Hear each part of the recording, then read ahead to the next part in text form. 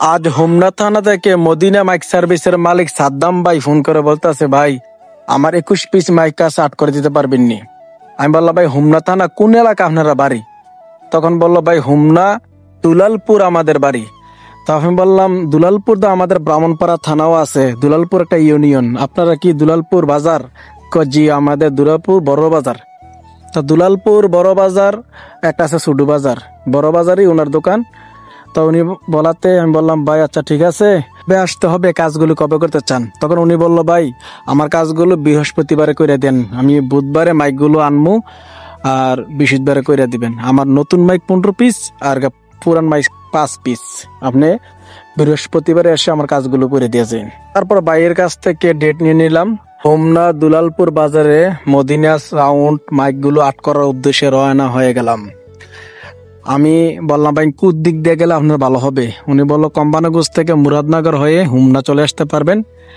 আমি বললাম, ভাই এদিক দিয়া আপনার বাঙ্গরা হয়ে বিষ্ণুপুর দিয়ে রামচন্দ্রপুর দিয়ে যাওয়া যাবে কিনা? উনি বললো, হ্যাঁ এদিক দিয়ে যাওয়া যাবে, চিনবেননি? আমি আরে চিনতাম না মানে।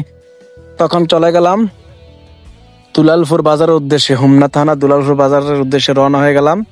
তো এদিক দিয়ে রামচন্দ্রপুর হয়ে চলে গেলাম, আন্দারচর দিয়ে রামকৃষ্ণপুর হয়ে ওয়াই ব্রিজ দিয়ে চলে গেলাম মিঠাইবাঙ্গা দিয়ে চলে গেলাম দুলালপুর বাজার।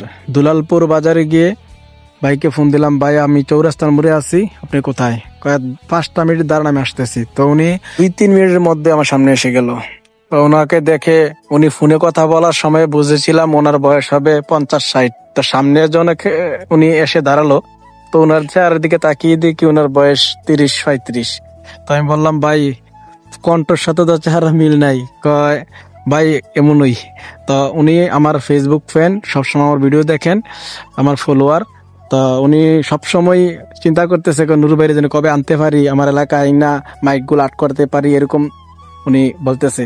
তো আমার সামনে যখন আসলো, উনি খুব আন্তরিক আমাকে জড়িয়ে ধরলো, কোলাকুলি করলো, করার পর আমাকে নিয়ে চলে গেল ওনার দোকানের মাঝে। তো ওনার দোকান বাজারের ভিতরে। তো গিয়া সেরা মোটরসাইকেল রাখার পর বললো, ভাই কাজ পরে আগে নাস্তা করে নেন। তখন উনি একটি হোটেলে নিয়ে গেল, নিয়ে আমাদেরকে নাস্তা খাওয়াইলো। খুব ভালোই লাগলো ওনার বাজারের নাস্তা, পরোটা এবং তন্দুরি রুটি, ভাজি, ডিম দিয়ে নাস্তা করলাম। নাস্তা করার পর ওনার দোকানে চলে আসলাম। দোকানে এসে ওনাকে নিয়ে রং কেনার জন্য চলে গেলাম ওনার দোকানের পাশেই একটি হার্ডওয়্যার দোকানে। গিয়ে আমাদের যাবতীয় রংগুলো কিনে নিয়ে চলে আসলাম। এসে আমি নতুন মাইকগুলো আট করতেছি, উনাকে পুরান মাইক যে 5 পিস দিলাম রং করার জন্য, তো উনি পুরান মাইকগুলো রং করতেছে, আমি আট করতেছি। তো আপনাদের সামনে গল্প বলতে বলতে, আলাপ আলোচনা করতে করতে এক পর্যায়ে মাইকগুলো আট করে শেষ করে ফেললাম। তো প্রতিটা মাইকই ভিতর বাহির লেখা, বড় লেখা মদিনা সাউন্ড, দুলালপুর বাজার, হোমনা।